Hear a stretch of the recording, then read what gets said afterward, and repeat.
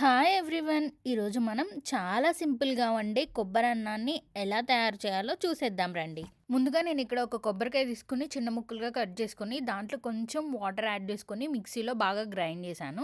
తర్వాత ఒక శుభ్రమైన క్లాత్ తీసుకొని కొబ్బరి పాలను ఎక్స్ట్రాక్ట్ చేసుకోవాలి.